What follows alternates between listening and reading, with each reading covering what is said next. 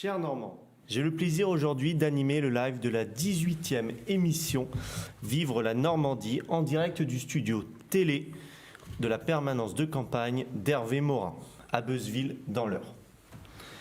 Après le thème qui a été abordé hier sur la santé, nous parlerons ce soir des trains. Afin d'aborder au mieux cette thématique essentielle, nous avons la chance d'avoir ce soir des intervenants avertis sur le sujet. Dans un premier temps, à ma droite, je présente Monsieur Jean-Baptiste Gastine, premier adjoint à la mairie du Havre et vice-président de la région Normandie en charge des transports.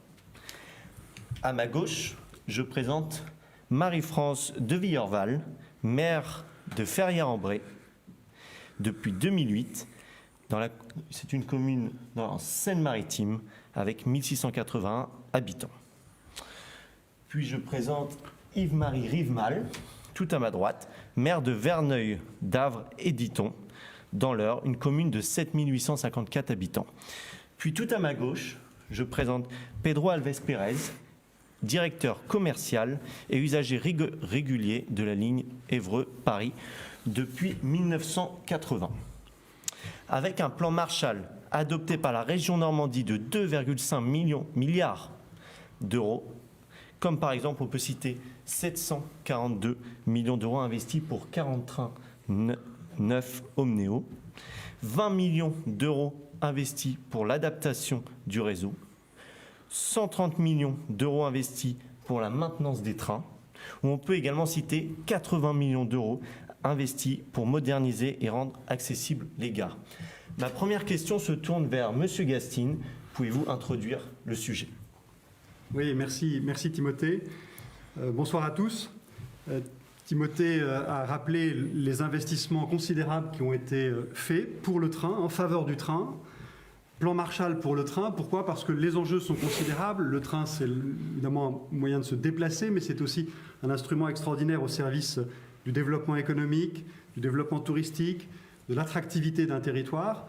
Et les enjeux sont considérables, mais le constat qu'on a fait il y a 6 ans maintenant, c'est le constat d'un service qui fonctionnait pas si mal dès lors qu'on restait en Normandie.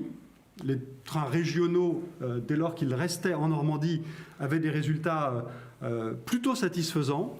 Mais par contre, une situation catastrophique pour les grandes lignes de Normandie, Paris-Granville, Paris-Caen-Cherbourg, Paris-Rouen-Le Havre. Résultat catastrophique et une complexité incroyable dès lors que ces trains vont à Paris-Saint-Lazare et qui doivent s'intégrer dans un trafic extrêmement dense à partir de Mantes et ensuite rentrer dans Saint-Lazare avec une gare totalement saturée, avec aussi une organisation de la maintenance qui ne fonctionne pas, et puis avec une qualité de service qui était très dégradée, de plus en plus dégradée, et une situation que les Normands avaient l'habitude de déplorer, à juste titre, mais depuis longtemps, sans qu'on ait véritablement de solution.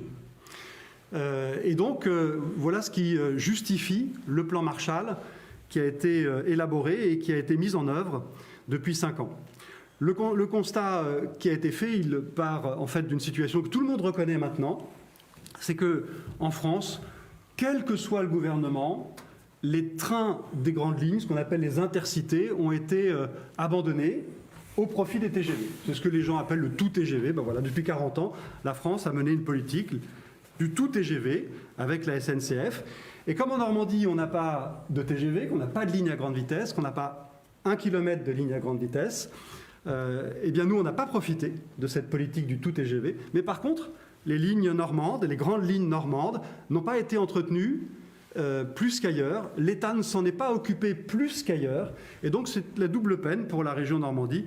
Pas de modernisation avec les lignes à grande vitesse et retard considérable dans l'entretien et dans la qualité de service des grandes lignes. Et pourtant, ces grandes lignes sont structurantes. Ces grandes lignes sont évidemment très importantes pour la région.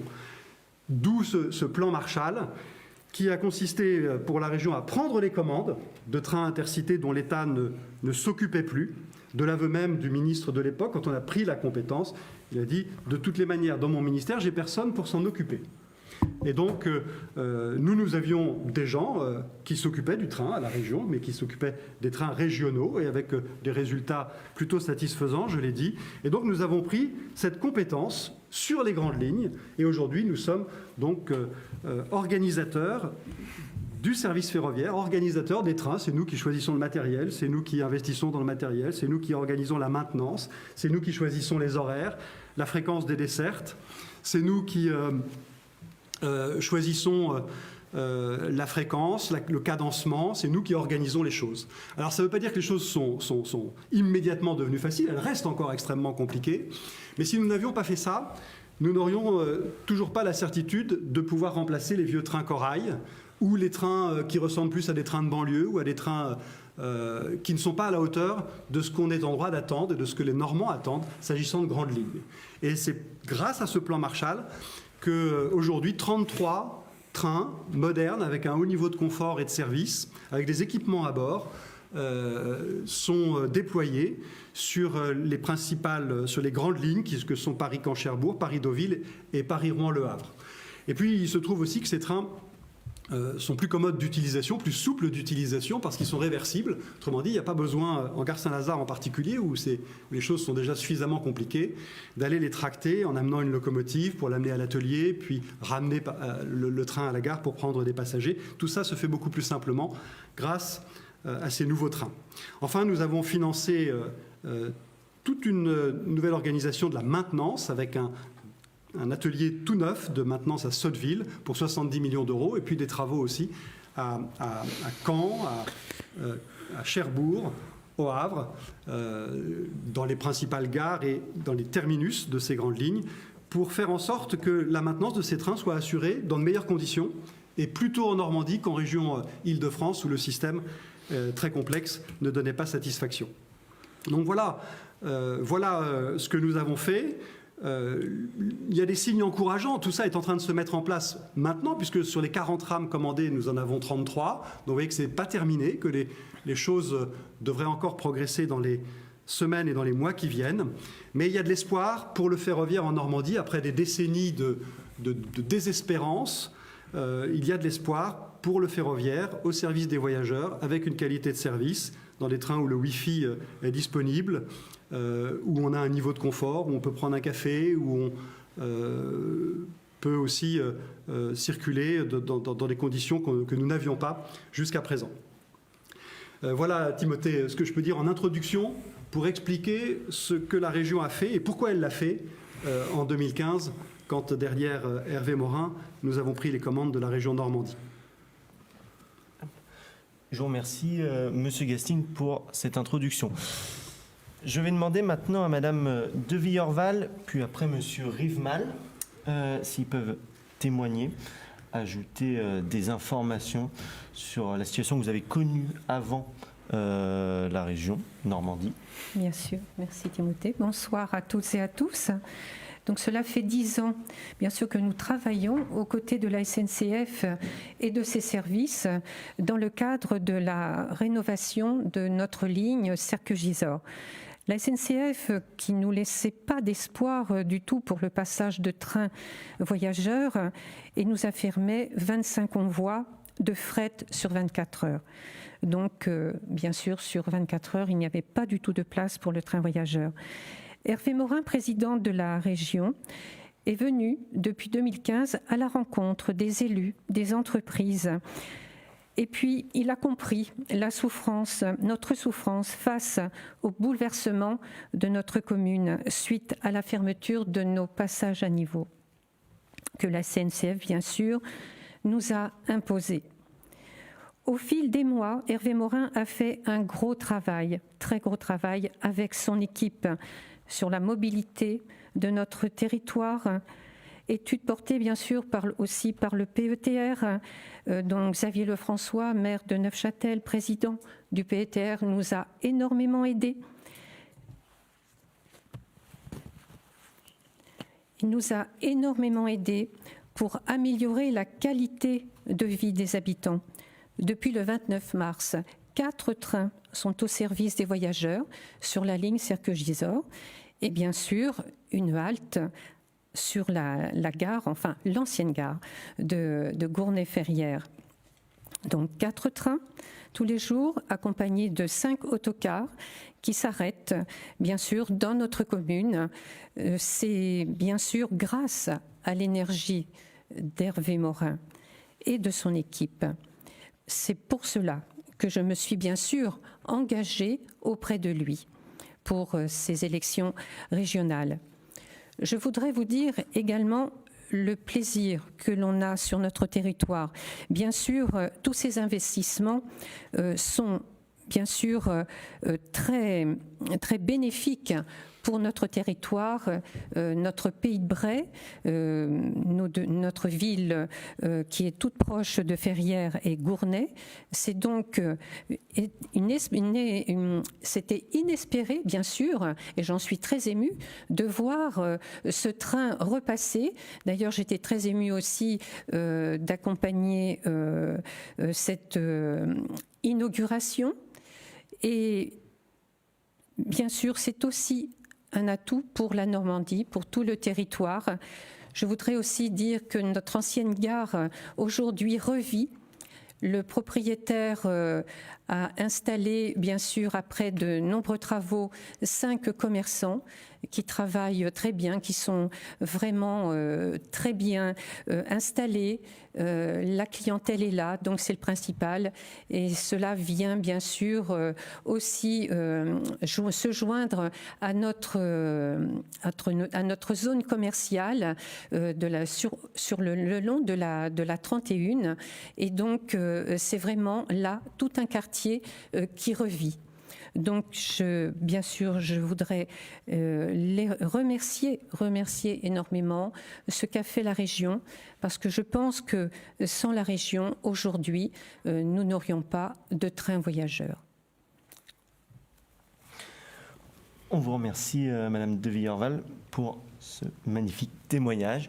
Je vais donner maintenant la parole à Monsieur Rivemal, si vous pouvez, en concentrant un petit peu, donner un peu des informations supplémentaires. Bon, comme vous l'avez dit, Timothée, je suis maire de Verneuil-d'Adrediton, hein, c'est la commune principale du sud de l'Eure. Je vais commencer pour lancer mon petit propos qui va être bref par une anecdote. Hein, je te l'avais dite lundi quand je suis venu, Jean-Baptiste, à Verneuil. J'étais maire depuis peu de temps, c'était au mois de, je pense, mai ou juin 2014. Il s'est trouvé que pour des raisons professionnelles, j'étais à Paris avec ma voiture et j'ai dû rentrer en train. Donc, j'étais à la gare Montparnasse et j'ai acheté mon billet. Et j'ai dit, voilà, un aller pour Verneuil.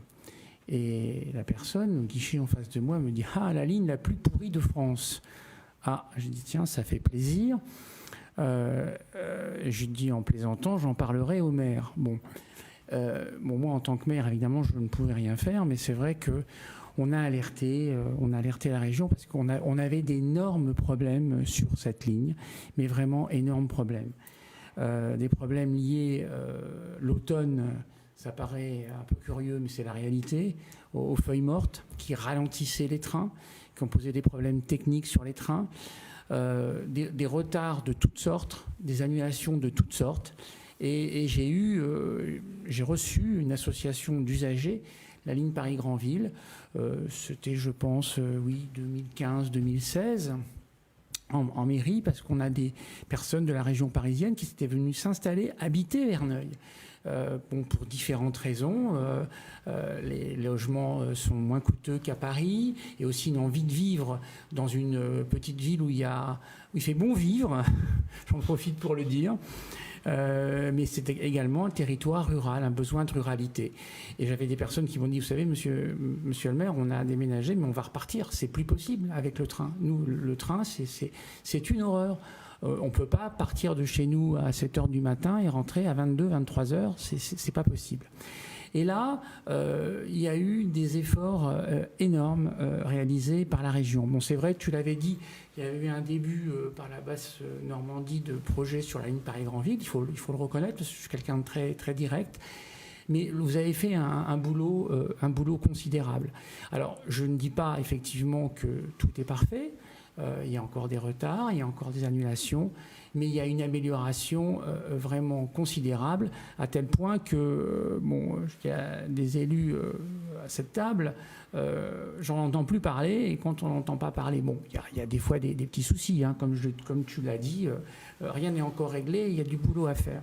Mais en fait, il y a vraiment eu un travail, un investissement considérable de la région, en lien avec la SNCF, qui nous permet maintenant très important pour une ville comme Verneuil, qui est loin de Rouen, qui est loin de Caen, qui est même loin d'Évreux, où la gare, c'était un poumon pour cette ville, pour le développement économique, tu l'as dit Jean-Baptiste, et comme pour le développement touristique.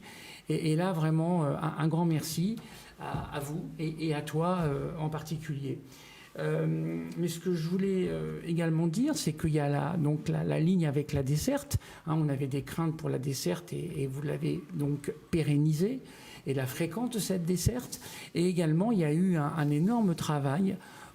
C'est la ville, hein, un chantier qui était géré par la ville, des aménagements de la gare, mais subventionné par la région à 80%. Voilà, je ne sais plus, je crois que 75 ou 80. On n'aurait jamais pu, tu as vu cet aménagement de parking que tu as trouvé réussi. Et là, nos concitoyens doivent le savoir, c'est vraiment grâce à la région. Alors, enfin, pour conclure, je dirais, voilà, ça c'est quelque part le bilan, mais il y a encore du boulot. Il y a encore du boulot. Pour la gare, effectivement, madame, vous avez évoqué problème, c'est dans toutes les communes, hein, quelle que soit leur taille. Tu as vu la gare, Jean-Baptiste, c'est dans un quartier qui est quand même bien vivant. Il y a deux restaurants, il y a un commerce, c'est proche du centre-ville.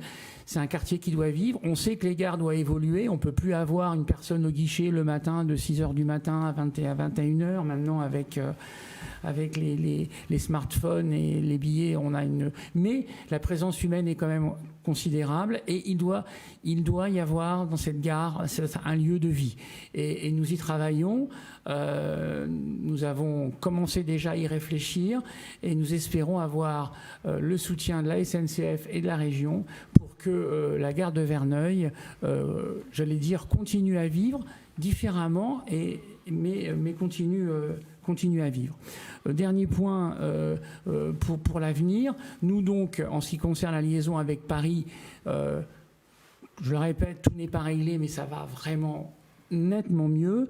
En revanche, nous, dans le cadre du multimodal, je dis qu'il y a des difficultés quand on habite Verneuil de se déplacer pour aller à Rouen, ou à Caen, ou à Évreux. Et donc là, sur cette gare, avec cet aménagement, il y a de quoi faire pour le multimodal. Mais là, on compte sur vous et sur l'intercommunalité pour faire avancer les choses. Voilà, je continue à vous faire confiance. Et je le dis d'une manière très claire, je n'ai pas les convictions politiques d'Hervé Morin ni de Jean-Baptiste Gastine, mais je soutiens la majorité régionale sortante, car il y a eu un énorme travail d'effectué sur le ferroviaire, et pas seulement sur le ferroviaire, sur le lycée, sur les contrats de territoire. Et c'est pour cette raison que je suis là aujourd'hui. Merci Yves-Marie. Je voudrais juste, à la suite de ton propos, saluer le travail des maires, des présidents d'intercommunalités et des élus, en particulier ceux qui ont une gare et qui ont une desserte ferroviaire. C'est malheureusement pas le cas de tout le monde. Parce que ce que nous avons fait sur le Paris-Granville, nous l'avons fait aussi grâce à vous. Parce que le Paris-Granville, et Yves-Marie Rivemal l'a rappelé, disposait, lui, de trains récents, quasiment neufs. Donc le problème ne venait pas du matériel roulant, ou assez peu du matériel roulant. Par contre, tous les ans, quand l'automne arrivait, se présentait le risque que les trains soient interrompus, ça paraît surprenant, hein, par ces problèmes de feuilles, parce qu'il y a beaucoup d'arbres sur la ligne Paris-Granville, parce qu'il y a aussi beaucoup d'arrêts sur la ligne Paris-Granville, que ces arrêts sont souvent dans des creux, et les trains, sur les feuilles, avec un peu d'humidité, glissent quand il faut freiner avant d'entrer en gare, ou patinent quand il faut accélérer dans la montée en sortant de la gare. Et on s'est retrouvé, moi je me suis retrouvé en 2016 ou en 2017, sur les 15 rames qui circulent sur l'axe Paris-Granville. Sur les 15 rames, il n'y avait plus que 3 rames en état de fonctionner. Et donc la quasi-totalité des trains était annulée, puisque nous n'avions plus le matériel pour les faire rouler, à cause des aplats qui s'étaient créés sur les roues, à cause du fait que le train glissait ou patinait. Et on a pris les choses à bras-le-corps, nous la région, avec les élus concernés par la ligne Paris-Granville, avec SNCF dans ses branches réseau et voyageurs, et on a mis en place un plan automnal qui a été reconduit chaque année depuis, parce qu'il a produit ses effets. Alors soyons prudents, parce qu'on ne sait jamais vraiment comment les choses peuvent arriver, et s'il y a des conditions climatiques un peu particulières, je ne veux pas dire qu'on est totalement à l'abri. Mais en tout cas, pour l'instant, ce plan semble produire ses effets chaque année. Et un des aspects les plus difficiles de ce plan, c'est qu'il nous a amené à réduire la vitesse des trains, ce qui est un crève-cœur, évidemment. Les trains peuvent rouler sur l'axe Paris-Granville à 160 km/h sur certains tronçons. Et là, on a plafonné la vitesse à 120 km/h, de manière à ce que les sujets de freinage et d'accélération soient moins prégnants, moins importants, et qu'on gère mieux ce problème que posent les feuilles sur les rails à l'automne. C'est juste un élément, mais avant de prendre cette décision, on en a parlé à tous les élus des villes concernées, et c'est ensemble qu'on a pris la décision non seulement de tester ça la première année, et ensuite de reconduire ce dispositif les années suivantes. Évidemment, il n'y a pas que la vitesse, on a aussi beaucoup traité les talus, traité les arbres, élagué. On a aussi fait passer les engins de nettoyage de la voie plus fréquemment. Bref, c'est un ensemble de dispositifs qui a été mis en œuvre pour faire en sorte que le Paris-Granville ne connaisse pas régulièrement à l'automne les problèmes considérables qu'il connaissait dans le passé. L'autre combat pour le Paris-Granville, qu'on est en train de gagner en réalité, c'était de faire arriver le train non plus à Vaugirard. On avait l'impression que les Normands étaient relégués à Vaugirard. Ce n'est pas qu'une impression, parce que Vaugirard, c'est évidemment beaucoup moins central que Montparnasse dans Paris. Il y a beaucoup moins de correspondances, de bus, de métro. Et entre les deux gares, celle de Vaugirard et celle de Montparnasse, il y a 10 minutes, voire un quart d'heure à pied ou sur des tapis roulants qui parfois sont en panne. Bref, les Normands avaient l'impression d'être méprisés par ce système-là. Et nous avons fait pression sur la SNCF pour faire en sorte que les trains arrivent à Montparnasse. Ce qui est le cas, pas de tous les trains, mais ce qui est le cas en semaine de 80% des trains, voire un peu plus, et de la totalité des trains pendant le week-end. Alors on va continuer, parce que notre objectif, c'est que 100% des Paris-Granville arrivent à Paris-Montparnasse. Et on a bon espoir d'y arriver dans les années qui viennent. Alors je vous remercie Monsieur Rivemal et Monsieur Gastine pour votre intervention. Donc j'ai noté que les investissements de la région Normandie permettaient une meilleure attractivité dont vous parliez. Il y a une rénovation des gares, une rénovation des trains. Maintenant ma question va se poser pour Monsieur Alves Pérez. Si vous pouviez témoigner de l'ensemble de ces investissements matériels. Oui, moi j'aimerais d'abord dire que je ne suis le représentant d'aucun collectif. Et je vous remercie, Monsieur Gastine, de m'avoir invité en tant qu'usager fréquent et ancien usager depuis 1980. C'est vrai qu'on a vu au long de ces années une très nette dégradation des services. Et on a bien vu l'orientation qu'avait prise la SNCF sur le tout TGV. En ce qui concerne les usagers fréquents sur l'axe Évreux-Paris, mais c'est la même chose pour Rouen, Le Havre, Caen et d'autres lignes, Verneuil, moi je dirais qu'il y a 3 choses principales sur lesquelles il faut travailler. C'est la fiabilité, parce que quand vous travaillez, il faut être sûr de prendre le train et d'arriver à Paris. La deuxième chose, c'est la ponctualité, parce que si on va à Paris, pour la plupart, c'est pour travailler. Si ce n'est pas dans un usage quotidien, c'est pour des rendez-vous. Et donc, moi, ce que je peux vous dire, c'est qu'en 1980, quand j'étais étudiant, je ne ratais aucun cours en prenant un train 1h30 avant mon cours à Paris. Et que désormais, quand j'ai une réunion à 9h, je prends le train de 6h du matin pour être sûr d'être à l'heure. Et ça, sur un trajet d'1 heure, avoir une incertitude de plus d'1 heure, c'est juste intolérable. Quand on vous parle de gagner 10 minutes ou un quart d'heure avec du train à grande vitesse, très honnêtement, les usagers fréquents Ce qu'ils veulent, c'est arriver à l'heure. Et si vous leur dites c'est 1 heure sur le Paris-Évreux, il n'y a pas de problème. Ils vont s'organiser pour que ça soit 1 heure.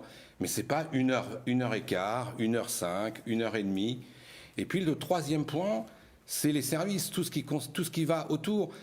Moi, je vous remercie, je remercie la région et je reconnais à la région d'avoir été la première région en France à vouloir reprendre en main son réseau ferré et à se préoccuper du usager normand. Parce que c'est vrai qu'avec la SNCF qui était orientée différemment, nous étions en souffrance. Je voudrais dire également que beaucoup de cheminots qui habitent Évreux et qui travaillent à Paris pensent exactement la même chose que moi et sont extrêmement fiers de leur entreprise. Et moi, je suis très attaché au service public et à la SNCF. Mais c'est vrai qu'on voit une gare, il n'y a plus personne dedans. C'est-à-dire que quand les usagers veulent prendre le train, il n'y a plus de guichet. Alors on dit il y a des machines, ok, mais les guichets ils arrivent à 10h, mais il n'y a plus de voyageurs à 10h. Les parkings, c'est quand même quelque chose sur lequel moi j'engage les élus à se préoccuper parce que on va se battre pour 5 € de tarification du billet de la SNCF. Moi, mon abonnement mensuel de parking, il a doublé. Il a doublé. Et si je reprends un autre exemple de service et de qualité de service, la région a remboursé les abonnements de train pendant la période de Covid, lorsque nous ne pouvions pas prendre le train pour des raisons sanitaires. Nous, le concessionnaire du parking nous a dit que ce n'était pas son problème. Voilà. Donc j'ai payé 55 € tous les mois sur les 14 derniers mois de période sanitaire, alors que j'ai dû utiliser le parking quelques fois dans les quelques mois. Donc moi, j'engage les élus à ne pas se désintéresser de tout ce qui va autour de cela, donc la vie en gare, les accès aux gares, parce que sinon c'est des parkings sauvages. Et puis, à quoi bon vouloir gagner 10 minutes coûte que coûte sur le train si quand vous arrivez à Saint-Lazare, de toute manière, moi je vous engage à essayer d'aller à Roissy ou aller prendre le TGV pour une autre direction avec une valise et un sac à la main, entre les bus, les métros qui sont surchargés. C'est juste l'enfer. Donc moi je sais qu'il faut que la région et la SNCF investissent sur des domaines structurants, mais ne négligez pas tout ce qui va autour parce que c'est ce qui facilite la vie des usagers au quotidien. Et juste un petit mot pour monsieur le maire de Verneuil. En fait, il y a beaucoup d'usagers qui ne se plaignent plus parce qu'ils en ont vraiment marre. Mais je vous engage à rencontrer les collectifs d'usagers. Ils sont dans un esprit constructif pour la plupart et M. Gastine les rencontre fréquemment et je pense que ça vous donnera une idée de la souffrance dans laquelle on est. Je pense qu'avec le développement du télétravail et les nouveaux aménagements d'horaires, la région Normandie a un formidable attrait pour beaucoup de gens. Et on a là beaucoup à gagner dans nos communes pour faire vivre les commerces locaux et développer la vie si on s'attache à quelques détails qui n'en sont pas. Et je reconnais à la région qu'elle n'est pas encore récompensée de tous ses efforts parce que les trains Omnéo arrivent à peine. Et donc c'est maintenant qu'on va voir ce résultat de ces investissements massifs. En tout cas, moi je vous remercie de cela parce que nous étions en souffrance et j'ai vu beaucoup de gens arrêter d'aller travailler à Paris ou déménager et aller vivre en région parisienne où la qualité de vie n'a strictement rien à voir avec ce que l'on connaît en Normandie. Je vous remercie, Monsieur Alves Pérez, pour votre intervention. Alors, vous êtes déjà très nombreux sur le live. Vous commencez à poser des questions. On va y répondre dans quelques instants. Juste avant, je laisse la parole à Madame de Villeurval et Monsieur Gastine, si vous avez des informations complémentaires. Merci Timothée. Oui, justement au sujet du stationnement, vous parliez de stationnement, mais écoutez, la communauté de communes Les Quatre Rivières avait anticipé justement, puisqu'il y a environ 5 ans, eh bien, ce parking, cet ancien parking qui était bien sûr de l'époque, eh bien, tout a été aménagé, que ce soit en avant ou à l'arrière de la gare, et donc nous avons à peu près près 80 places de parking. Donc ça avait été anticipé pour nous. Donc le PEMM, le pôle d'échange multimodal, est bien réalisé. Et donc pour cela, c'est vrai que bien sûr subventionné également, largement aussi par la région. Et bien là encore, bien sûr, voilà, la région qui était présente sur cette réalisation. Oui, pour compléter, nous avons mis beaucoup de moyens pour aménager les pôles d'échange multimodal. C'est le cas à Verneuil où les choses sont quasiment terminées. C'est le cas à Ferrières-en-Bray où les choses sont terminées. Dans beaucoup d'endroits, c'est terminé. Ce n'est pas réalisé partout. Et donc, ça fait partie aussi des projets que nous avons dans la prochaine mandature.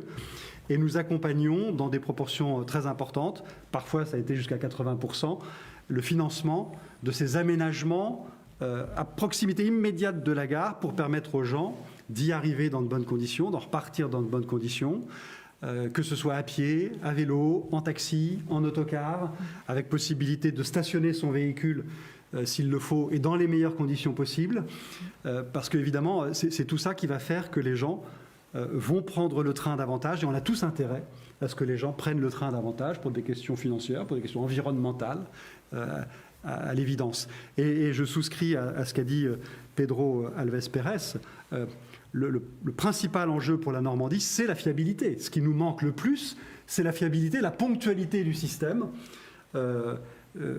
Dès lors que les trains touchent Paris, encore une fois, parce que quand ils circulent en Normandie, on était la 2e ou la 3e région de France la plus performante en termes de ponctualité. Mais à Paris, on avait un énorme problème. Je vais rappeler simplement les chiffres. Le problème le plus important, c'est au départ de Saint-Lazare vers la Normandie. C'est là que les chiffres étaient les plus mauvais.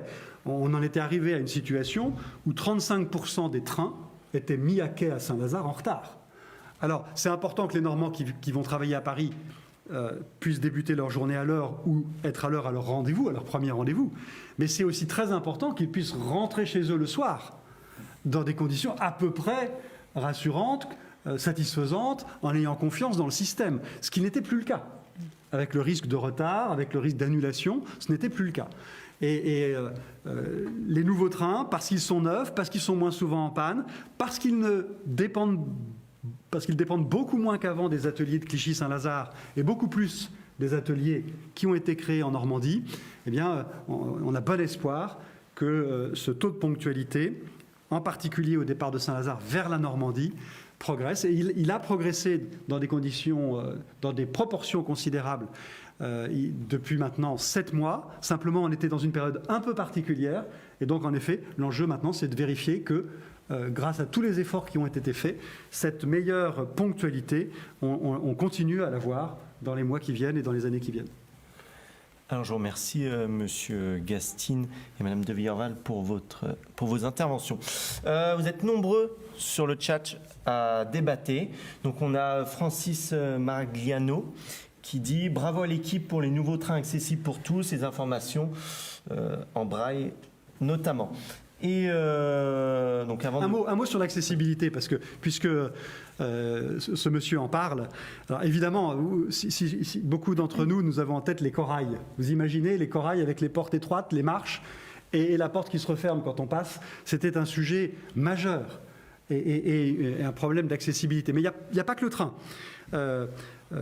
Rendre accessible le train, ça veut dire aussi rendre accessible le bâtiment voyageur, la grande halle, s'il y a une grande halle, les quais, pour que le train soit à la même hauteur que les quais. Et ça, c'est des dizaines de millions d'euros qui sont engagés par la région pour rendre les gares accessibles à tous. Alors, on est probablement la région qui est la plus avancée dans la mise en accessibilité ou dans la mise en œuvre de son schéma d'accessibilité des gares. Et évidemment, ce sont des efforts financiers importants qui sont faits et les nouveaux trains, là aussi, aident à rendre le service voyageur accessible et je m'en réjouis. On a également Camille Brou qui dit également beaucoup de progrès sur la ligne Caen-Paris, donc on reviendra sur les grandes lignes. On avait une intervention de Monsieur Lefrançois Xavier qui dit « Le Verne a menti aux Normands en disant qu'il maintiendrait les trains voyageurs en plus du fret. Mensonge absolu et irrespectueux envers les Brayons. Je suis intervenu en séance plénière pour manifester ma colère. Hervé Morin et son équipe a entendu et respecté ses engagements. » Donc une très grande proximité avec les usagers de train. Non, juste dire que j'ai été le témoin des prises de position de Xavier Lefrançois pour réclamer à juste titre que la réouverture de la ligne Serqueux-Gisors ne soit pas uniquement dédiée au fret, mais serve aussi aux voyageurs du Pays de Bray. Et on a pris cet engagement, on a tenu cet engagement. Je voudrais en profiter pour dire que la réouverture de la ligne Serqueux-Gisors s'est faite dans des conditions environnementales plus satisfaisantes, parce qu'elle n'était pas électrifiée. Et donc les travaux qui ont été faits permettent certes à des trains de fret de passer, mais aussi à des trains de voyageurs de passer. Et tous ces trains sont désormais électrifiés, ce qui est beaucoup plus respectueux de l'environnement. Et enfin, je voudrais dire qu'il n'y a pas que la ligne Serqueux-Gisors qui a fait l'objet de travaux, et de travaux nécessaires pour son maintien et pour la rouvrir aux voyageurs. Nous avons aussi rouvert la ligne Bréauté-Fécamp, il y a maintenant 5 ans de cela. Et plus récemment, nous avons rouvert la ligne Beauvais-Abancourt, le Tréport, pour la desserte de la partie la plus au nord de la région Normandie. Alors on a une ponctualité des trains donc en Normandie qui a augmenté pour les lignes Paris-Normandie avec 88,4%, un bilan qui a été fait en janvier 2021. Ma question maintenant se tourne vers Monsieur Alves Pérez. Pouvez-vous nous parler un peu des trains Omnéo? Oui. Ils sont je vais refaire un peu d'histoire, mais c'est vrai qu'ayant connu les turbos et les corails, on était même content d'avoir les corails à l'époque parce qu'ils étaient quand même très confortables. Enfin, ne jetons pas tout. Et les Omnéo amènent encore un surcroît de confort, une qualité de service avec le Wi-Fi à bord. Le café, je veux bien qu'on en parle parce qu'on n'y a pas accès souvent. Voilà, donc les Omnéo ont amené une qualité de confort assez sympathique, des espaces mieux aménagés. Et encore une fois, je répète, par exemple, si votre train met 5 ou 10 minutes de plus qu'un train à très grande vitesse pour aller d'un point A à un point B, si vous pouvez travailler confortablement dans votre train, vous n'hésiterez pas, vous organisez en conséquence. Encore une fois, je crois que le tout très vite, c'est aujourd'hui, à mon avis, dépassé. Et je le répète, la ponctualité et du coup, les gens qui prennent le train s'organisent en conséquence. Si vous pouvez travailler à bord du train, c'est extrêmement confortable. Moi, le peu de fois où j'ai des réunions extrêmement importantes à Paris, je prends la voiture parce que je n'ai plus confiance. Et donc là, il faut restaurer cette confiance. Il faut restaurer... mais les Omnéo ont amené une qualité de service. Et puis effectivement, à Saint-Lazare, désormais, il n'y a plus besoin de les faire repartir à l'atelier pour tourner la loco. Donc on doit gagner du temps. Ils vont rester à quai. Et donc tout ça devrait très rapidement améliorer d'une manière significative tous les horaires. Quant à la ponctualité... de janvier, moi je veux bien en reparler, mais sur les horaires un peu chargés, elle était encore pas là. Donc sur des horaires un peu plus creux, elle est là. Sur les vrais horaires chargés où il y a beaucoup de monde, on n'y est pas. Mais je sais que la région travaille très fort et suit la SNCF de près et que la SNCF fait également un certain nombre d'efforts pour y arriver. Oui, c'est évidemment aux heures de pointe que c'est le plus difficile de respecter les horaires qui sont annoncés. Et c'est un réel défi dès lors que les trains sont à Saint-Lazare.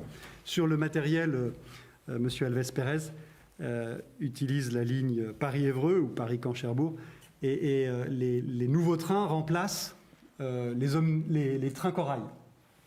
Et les trains corail, il fallait les remplacer parce qu'ils arrivaient à 40 ans, ils étaient en fin de vie, ils n'étaient pas facilement accessibles. Et puis, il n'y avait pas moyen de mettre le Wi-Fi dans des... Enfin, voilà, donc des services... qui sont attendus, légitimement attendus maintenant, on n'était pas en mesure de les donner avec les trains corail. Ils avaient fait leur temps. Mais moi qui connais mieux la ligne Paris-Rouen-Le Havre, quand vous achetiez un billet de train sur la ligne Paris-Rouen-Le Havre, vous ne saviez pas dans quoi vous alliez monter avant. Vous aviez 3 à 4 types de trains différents, avec des niveaux de confort et de service différents, des équipements différents, et aucun de ces matériels, à part peut-être les corails, les vieux corails qu'on avait aussi, nous, n'était satisfaisant et à la hauteur des attentes qu'on est en droit d'avoir s'agissant de grandes lignes. Voilà. Donc je le dis parce que les gens qui utilisent les trains sur d'autres lignes ne savent probablement pas que sur la ligne Paris-Le Havre, il y avait 4 matériels différents. Toujours le même tarif, hein, mais vous aviez des services, la plupart du temps inadaptés, et sans que vous sachiez réellement à quoi vous attendre avant de monter dans le train. Aujourd'hui, les choses sont simples. On est quasiment en mesure aujourd'hui d'assurer partout sur Paris-Camp-Cherbourg, Paris-Deauville et Paris-Le Havre le service des nouveaux trains Omnéo. Voilà. On en a 33 sur 40, donc pas totalement sûr qu'on puisse. On peut encore tomber parfois sur Paris-Le Havre, on peut encore tomber parfois sur un vieux train, mais dans quelques semaines, ce sera terminé puisqu'on aura les 40 rames et on pourra assurer un service uniforme, homogène sur l'ensemble de ces axes. Alors merci Monsieur Gastine. Vous êtes très nombreux à échanger sur les réseaux. Donc on a Monsieur Nelson qui dit « Prenant le train quotidiennement pour aller travailler. Bravo sur les efforts sur les trains nomades Évreux-Paris. » On a Madame Aline Louisy-Louis qui dit « Peut-être rappeler que le problème du Havre-Paris ou Rouen-Paris, nous sommes sur un entonnoir après Mantes-la-Jolie pour Saint-Lazare. » Oui, bien sûr, c'est la principale difficulté, c'est que nous n'avons pas eu de ligne nouvelle entre Paris et la Normandie, et donc tous les trains se retrouvent, entre Mantes et Paris, tous les trains se retrouvent sur la même infrastructure. Les Paris-Deauville, les Paris-Cherbourg, les Paris-Le Havre, et entre Mantes et Paris, ils doivent s'insérer dans un trafic de banlieue devenu de plus en plus dense parce que la région Île-de-France s'est étalée, parce que la région Île-de-France a attiré de plus en plus d'habitants. Et donc, insérer tous ces trafics et faire en sorte que tout ça fonctionne bien à infrastructure égale, c'est un challenge. C'est un challenge et ça va rester un challenge. Et c'est pour ça qu'il faut militer en même temps que tout ce qu'on a fait. Il faut militer pour qu'il y ait une ligne nouvelle entre Paris et la Normandie, de manière à séparer les trains de la région Île-de-France qui s'arrêtent beaucoup et qui sont lents, des trains normands qui ont vocation à s'arrêter en Normandie et pas en région Île-de-France et qui doivent aller plus vite. Je vous remercie. Alors, vous êtes nombreux encore à poser plein de questions, mais moi, je vais en poser une. Si on parlait maintenant du fait que la Normandie soit un peu précurseur des trains à l'éthanol ou au biogaz. Alors là, la région de Normandie a été précurseur déjà en prenant la compétence sur les intercités. On a été la première région à le faire et on assume totalement et on est content de l'avoir fait parce que je ne sais pas quel serait l'état des intercités normands si nous n'avions pas pris cette initiative. Et 5 autres régions nous ont imités et ont pris la compétence sur les intercités après des discussions qu'elles ont menées avec l'État, comme nous l'avions fait. C'est beaucoup parce que ça fait 6 régions au total, alors qu'évidemment la Corse n'était pas concernée, la région Île-de-France n'était pas concernée, la Bretagne non plus parce qu'il n'y avait pas de train intercité en Bretagne. Vous voyez, en fait, la majorité des régions qui pouvaient le faire nous ont suivis dans cette prise de compétence sur les lignes intercitées qui donnait aussi une forme de cohérence puisque tous les trains, à part les TGV, donc répondaient et répondent maintenant à la même autorité, ce qui n'était pas le cas avant. Alors, le sujet qu'évoque Timothée est un sujet qui est à la fois d'actualité et à venir, c'est la mise en place de trains utilisant de nouvelles énergies, respectueuses de l'environnement, et ça n'a évidemment de sens que là où les lignes ne sont pas électrifiées. Là où les lignes sont électrifiées, le train électrique est déjà vertueux, surtout en France, où l'électricité provient du nucléaire, avec donc une énergie qui n'émet pas de CO2. Mais on a des lignes qui ne sont pas électrifiées, c'est le cas de Paris-Granville, par exemple, qui n'est pas électrifié sur la totalité de la ligne. Et donc, on expérimente de nouvelles solutions et on se prépare à déployer de nouveaux matériels. Alors, plusieurs solutions se présentent. On est en train d'expérimenter sur le Paris-Granville du biocarburant à base d'huile de colza.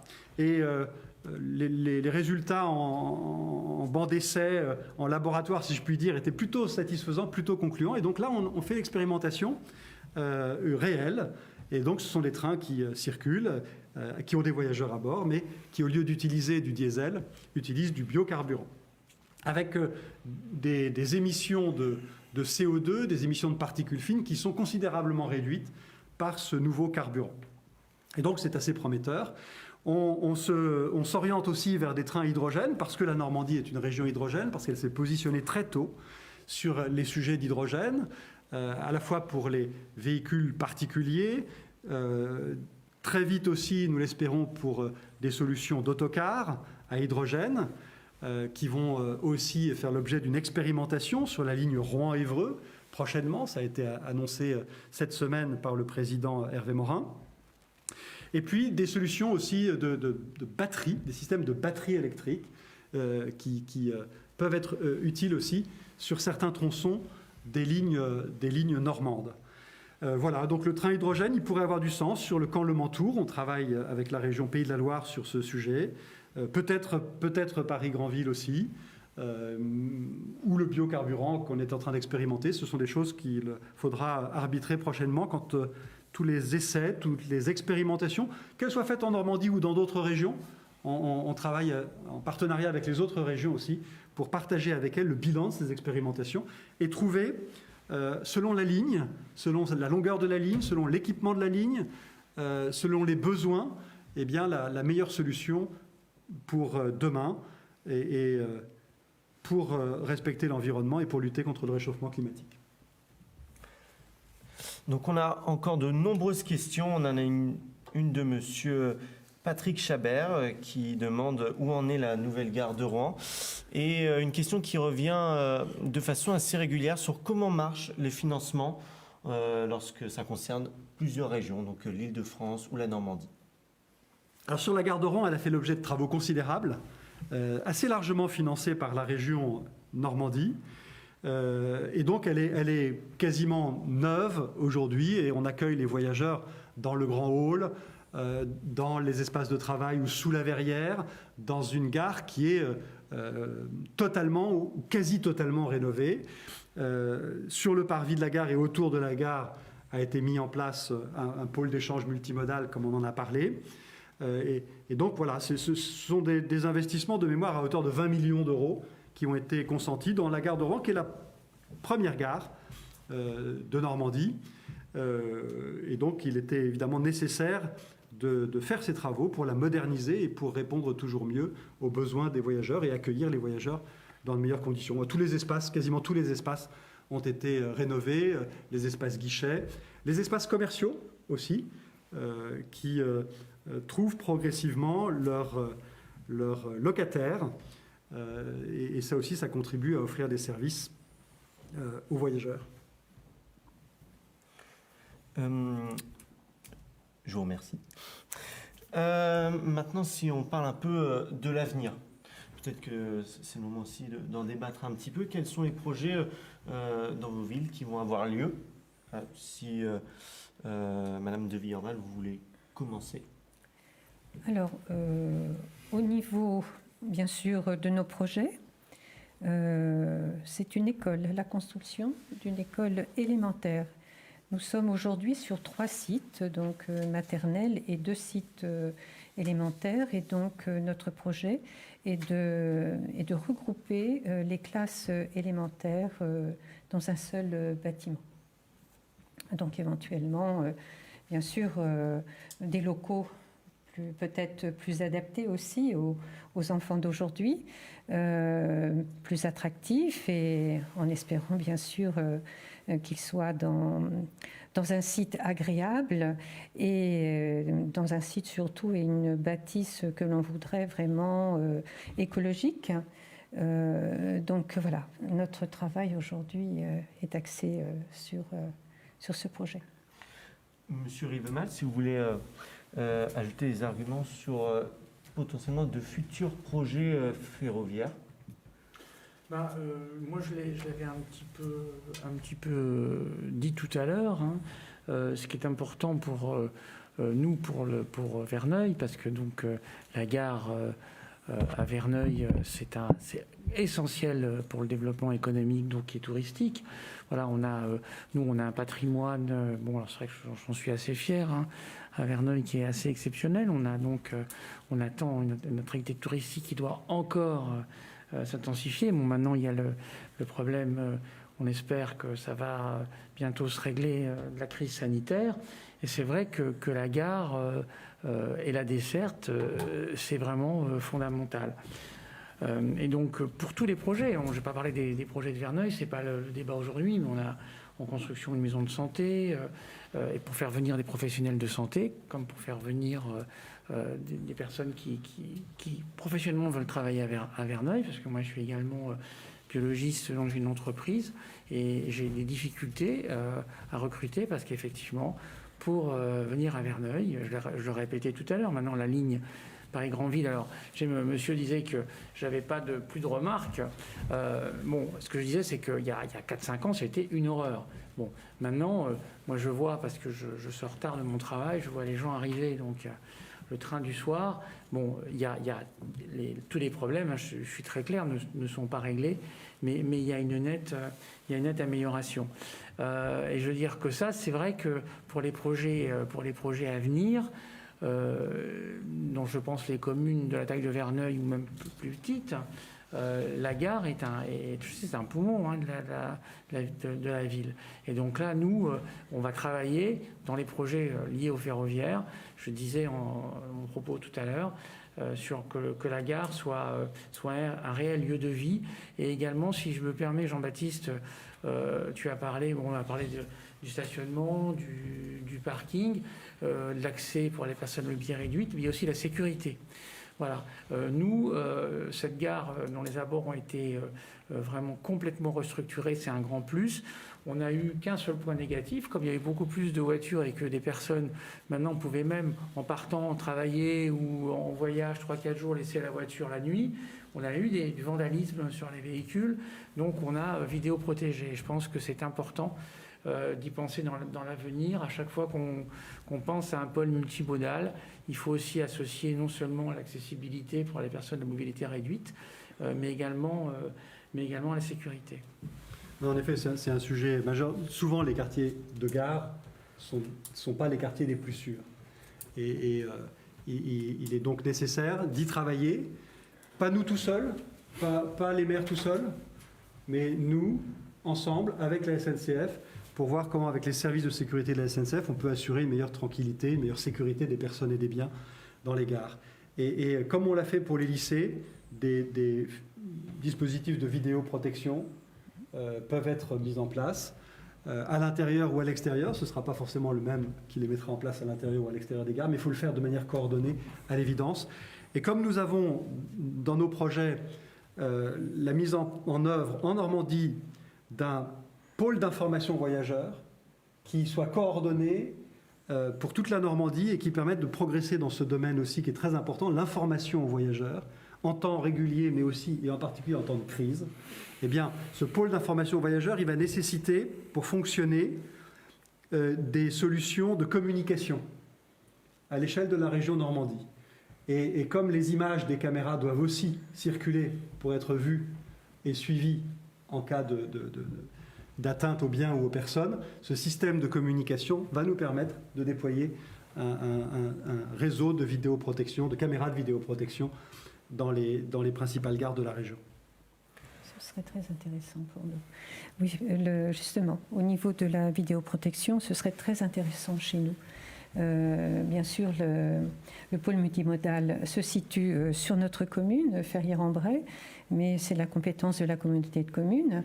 Et ce que l'on aurait aimé, bien sûr, c'est par la pose de caméras, et bien protéger, bien sûr, les personnes qui arrivent très tôt le matin vers le quai, parce que, bon, bien sûr, il fait noir, il fait nuit, et les gens ne s'en sentent pas toujours en sécurité, vu la fréquentation, bien sûr, au cours de la nuit.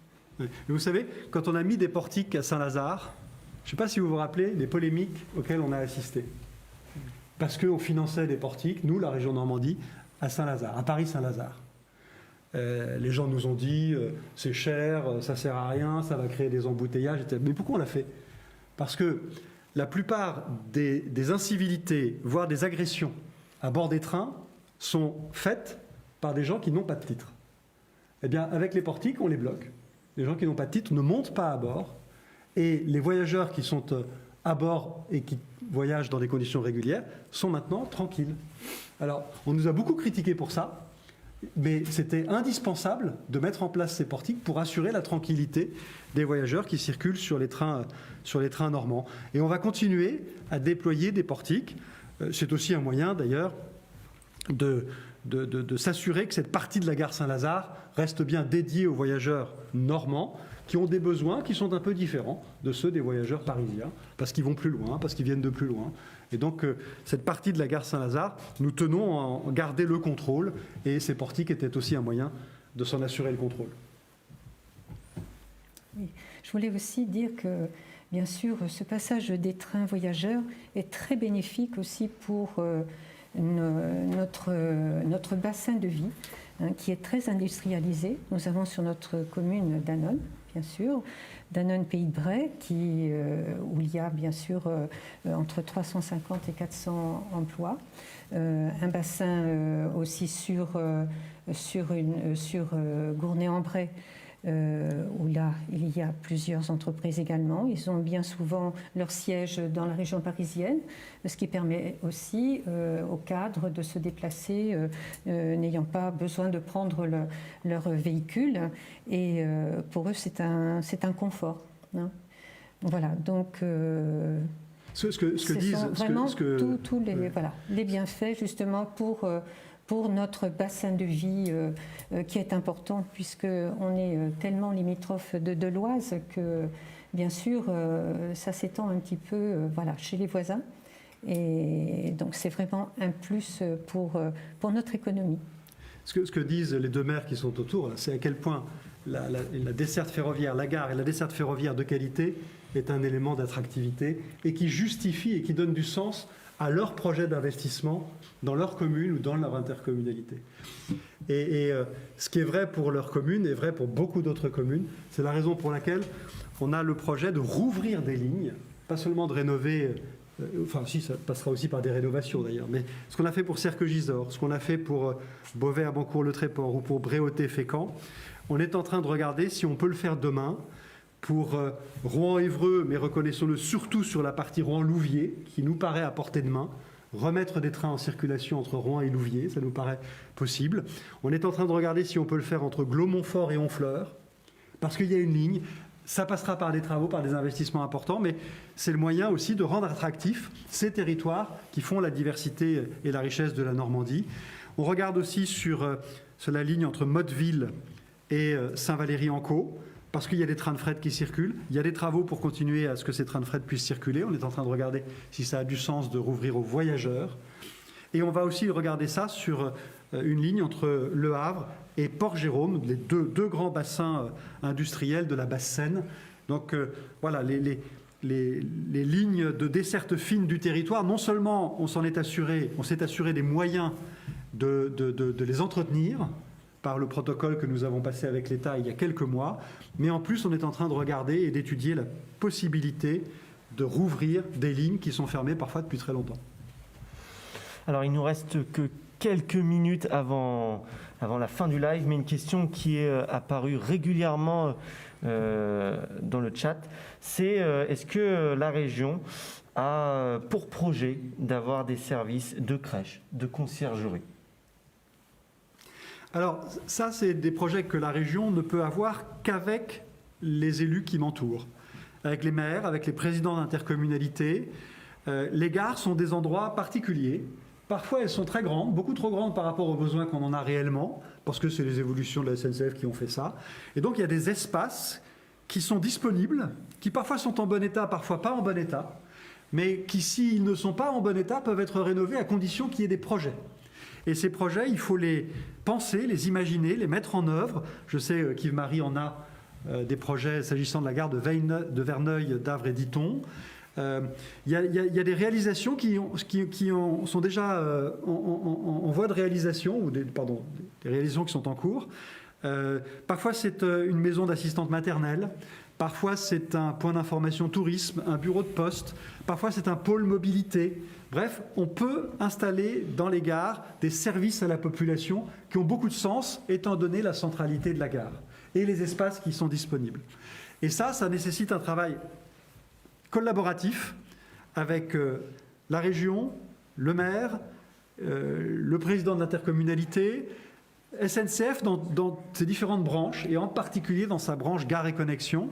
Et SNCF a lancé un programme qui s'appelle 1001 gares, et déjà plusieurs maires de Normandie ont dit leur intérêt pour participer à ce projet 1001 gares. Puis-je vous demander la parole 2 secondes? Allez-y. Pardon, juste pour...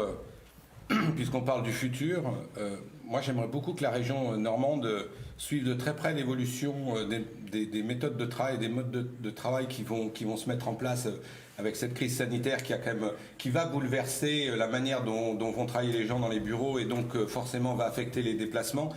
Et je pense qu'aujourd'hui, le billet à l'unité ou l'abonnement hebdomadaire ou l'abonnement mensuel ne répondront peut-être pas à tous les besoins des usagers.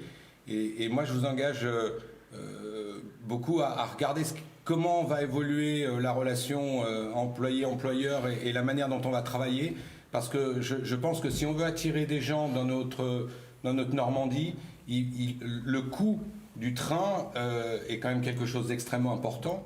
Et je pense que l'abonnement mensuel ne répondra pas entièrement aux attentes d'un certain nombre d'usagers. Alors on a lancé il y a 3 mois le FlexiPass qui répond à ça et qui connaît des bons débuts. C'est 20 allers-retours par mois.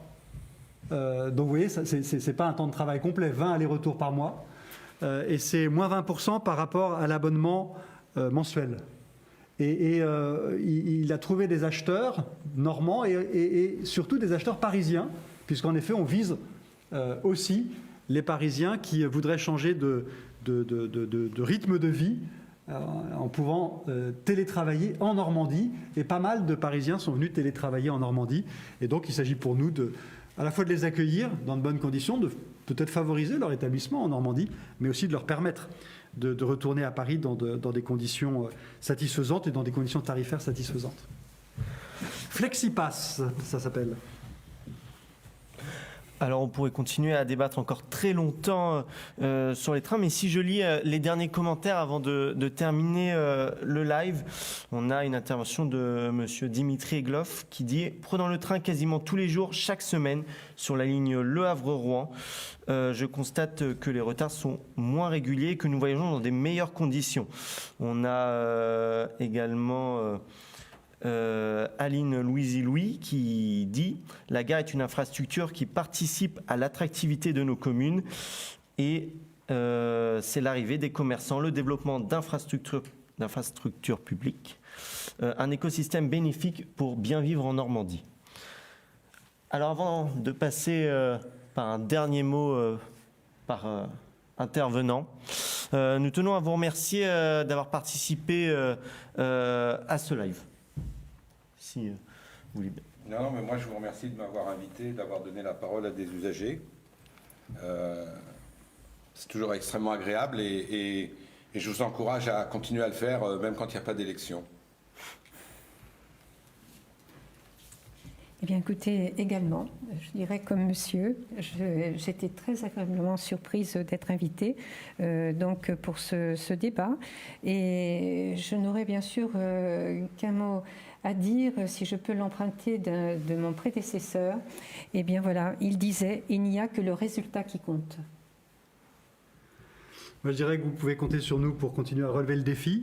Il est important, mais les enjeux sont considérables, que les difficultés sont réelles, qu'il y a des contraintes liées aux infrastructures qui sont réelles aussi, mais que vous pouvez compter sur la détermination des élus, sur l'engagement des élus de la région Normandie pour se battre toujours pour le ferroviaire Normandie et pour l'amélioration du service.